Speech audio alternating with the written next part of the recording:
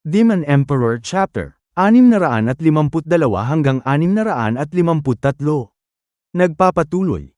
Huwag kang matakot sa akin. Isang lasenggero lang naman ako. El Senyor, magandang umaga sa inyo. Ako nga pala si Anmo ng Helion na apoy. Ang matandang hukluban na to, bumalik na naman siya. At ang malas pa ng timing niya dahil sugatan ako. Susubukan ko siyang takutin para makaalis ako dito ng maayos. Ha! Helion na apoy baka mo? Ha! Ha! Ha! Ha! Iniisip mo siguro matatakot mo ako, no? Hindi po, never ko pong gagawin yon. Isang karangalan para sa akin na makilala kayo, senyor. At isang malaking karangalan at biyaya na makausap kayo, senyor amo. Ang Helion na apoy ay gagawin nila ang lahat ng makakaya nila para sa mga bisitang kagaya niyo. Kailangan maging mabait ka at ang sekto ay magiging mabait din sa'yo. Dahil kapag may ginawa kang masama sa akin, ang buong sekto ang magiging kalaban mo at hahabulin ka nila kahit saan ka pumunta. Malaki talagang amats ng batang ito dahil sinusubukan niya ang tikas ko. Bata, talagang isip bata ka. Kung iniisip mo na kaya mo kong talunin, noong mga araw na pausbong pa lang ang karera ko.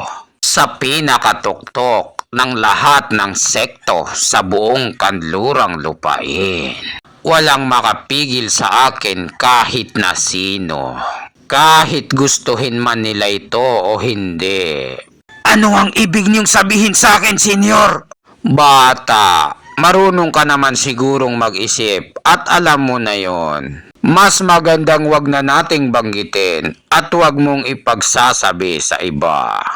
Pumunta ako sa kanlurang lupain dahil may ibang bagay akong gagawin. Nagkataon lang na nakakita ako ng isang magandang palabas. May mga talento talaga sa bawat henerasyon. Sila ang mga bagong mamumuno sa darating na mga ilang daang taon. 1,000 taon na ang nakalipas. At mayroon na namang nakagawa ng porma ng kaluluwa ng dragon sa langit. At galing pa ito sa mababang rangko ng 3 sekto. Ngayong taon na ito, ang pagtitipon ng 2 dragon ay talagang kapana-panabik. Ha ha ha ha. Nakakatakot. Ngayon alam ko na kung sino siya. Ang matandang hukluban na ito ay ang taong hindi pwedeng galawin. Maging ang 3 mataas na rangkong sekto. Ano pa ang ginagawa mo rito? Umalis ka na. Saka mo siya labanan sa pagtitipon ng 2 dragon. Magkakaroon ka ng malaking lamang sa kanya dahil nasa mataas na rangko kayo ng 3 sekto. Nakakalamang kayo sa pwestuhan kasama ang mga malalakas mong tropa. Bakit ka pa magsasayang ng oras dito hindi mo naman siya kayang talunin? Maraming salamat sa iyo, senyor. Pakakatandaan ko ang mga sinabi niyo sa akin. Alis na po ako. Sa wakas, umalis na rin yung kupal. Iniwan niya na ako sa ere na nag-iisa. Nasaan na kaya ang kupal na yan mo na yan? Malapit na tayong makarating doon. At ang bubuit na ito ay wala pa. Kapag pinagtasan ko siya ng kamay at pinalo ko, sigurado akong iiyak siya at hihingi ng sorry. Huwag ka nang mag-alala, matandang king ina. Si matandang kuya ay hindi nakakalimot sa kanyang mga tungkulin. Sigurado ako na darating siya. Mayroon pa namang araw na natitira. Hindi na mahalaga kung saan niya ginagamit ang oras niya. Pero ang kapatid kong si Anmo, hindi niya hahayaan na magkaroon ng libreng ayuda si Walking Kong. Kapag natalo niya na si Walking Kong, siya na ang magiging pinaka-the best at number 1 sa buong kanlurang lupain. Matagal nang hinihintay ng kapatid kong si Anmo ang pagkakataon na to. Kaya hindi niya ito sasayangin. Umaasa ako na makakabalik siya sa tamang oras. Ang bulok na gagong yan, palagi na lang siyang naglalaro kung saan-saan. Humanda siya sa akin dahil tuturuan ko siya ng leksyon na hindi niya makakalimutan. Ay, ang harsh mo naman. Ang kapatid kong siyan mo ay laging in-spoiled ng mga matatanda.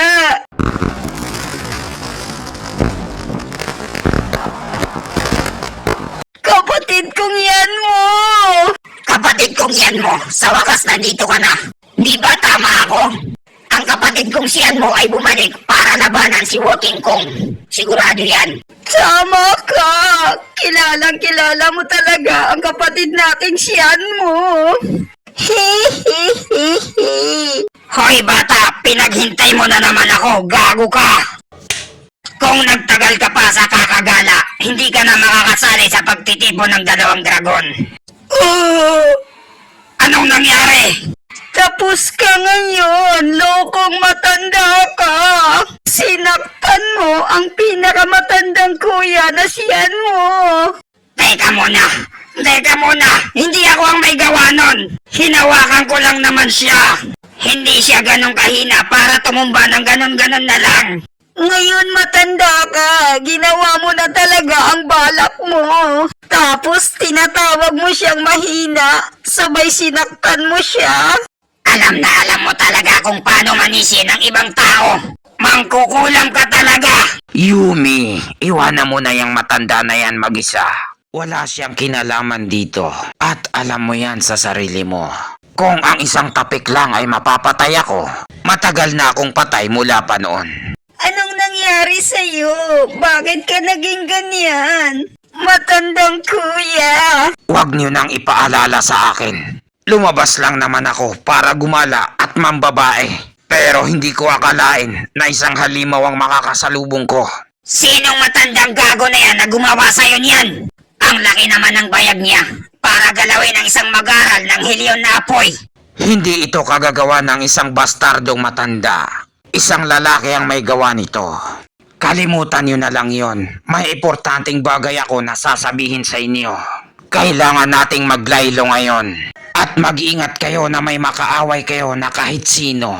Lalong-lalo na ang isang matandang lasenggero sa kanto. Dahil ang maalamat na lalaki ay nagbalik na. Tayo, hindi ang lahat ng 10 sekto, ay kailangan mag-ingat baka makaaway siya. At least, hindi mangyari ulit ang mga nangyari sa nakaraan. 800 taon na ang nakalipas, dumanak ang dugo ng karahasan. Ang ibig mong sabihin ay nagbalik na ang kupal na yon? Narinig ko ang mga kwento tungkol sa kanya, pero hindi ko akalain na buhay pa pala siya. Talagang nakakapangilabot ang balitang ito. 1, 2, 3, 4, 5, 6, 7, 8, 8, 7, 6, 5, 4, 3, 2, 1. Sa wakas, nandito na tayo. Ito pala ang 2 dragon ni Mang Kanor. Wow! Ang 2 dragon ni Mang Kanor! Sa wakas, dumating na rin tayo dito. Mawala talaga silang utang na loob. Papaano ba yan? Maghiwalay na tayo. Kapag nakapasok na tayo dyan sa loob, magkaaway na tayo. Lakas loob ko tong sasabihin sa'yo, pero hindi ko pipigilan ang sarili ko na iwan ka. Ako rin, hindi rin ako magsisisi kung iwan mo ako. Talaga bang iiwan mo ako sa ere? My love so sweet, mahal ko. Konting oras lang kami nagkasama. Hindi ko nasabi sa kanya ang totoong nararamdaman ko. Nagpapasalamat kami ng malaki sa inyo. Dahil sa pagtingin niyo sa amin papunta rito. Batang Master Chupa, hindi namin makakalimutan ang pagtulong niyo sa amin. Okay lang yon. Isinabay ko lang naman kayo dahil isa lang ang pupuntahan natin. Kahit masakit siya magsalita, ang mahalaga, pogi siya. Batang Master Chupa, pagbibigyan mo ba kami sa pagtitipon ng 2 dragon? Ha ha ha ha. Ano sa palagay mo? Huwag kang ngumiti ng ganyan. Baka ma-fall ako. Marufok ako. O di kaya maubusan kami ng swerte. Alam ng lahat kapag nag-smile ka, naglalaglagan ang panty namin. Dahil ang ibig sabihin nun ay tatalon ka na at babanatan mo na. Ayokong mabuhay na dahil sa takot sa'yo.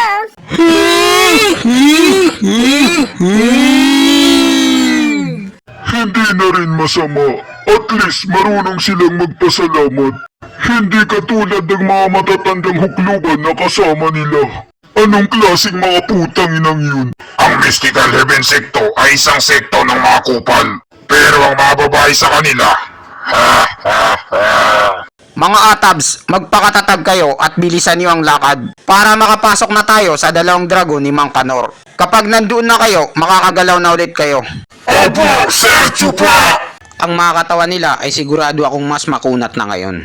At sa oras na magamot sila, ang lakas nila ay tataas. Ha ha ha. Sa wakas, eto na ang oras.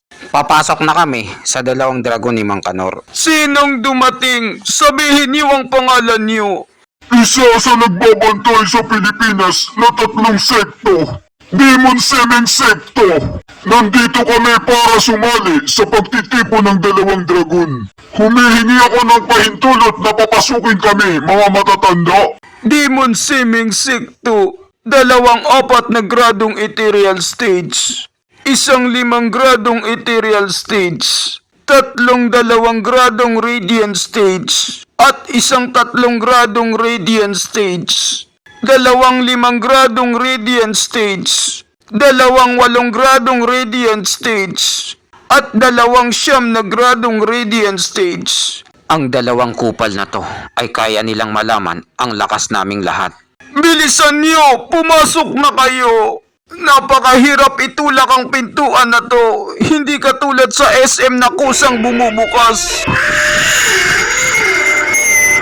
Wow! Ang ganda naman! Ang 2 dragon ni Mang Kanor ay nasa likod ng harang na to.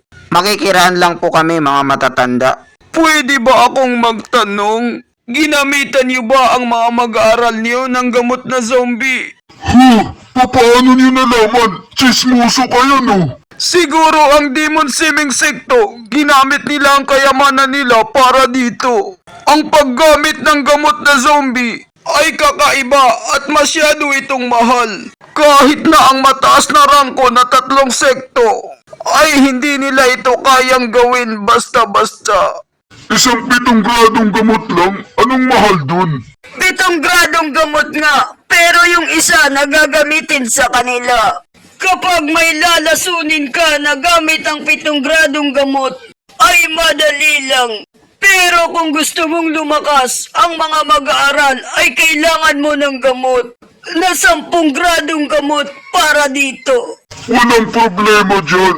Mayroon kaming kaba ng bayan na nag-sponsor sa amin. Anong sabi mo? May nag-sponsor sa inyo na mayaman na negosyante?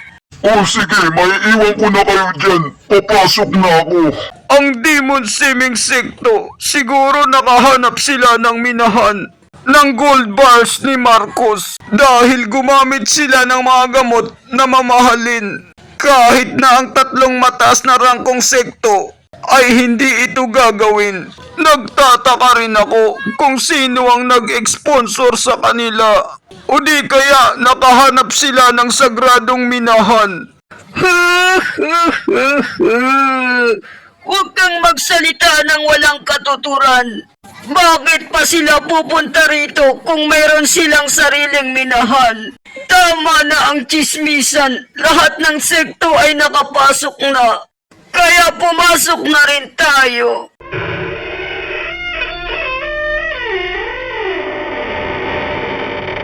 Pinagsaraduhan ako ng mga kupal na yun Pero at least, masarap itong alak na iniinom ko. At dito nagtatapos ang chapter 652 hanggang 653. Maraming salamat po sa panunood nyo. Mag-subscribe para laging updated sa buhay ni Chupa.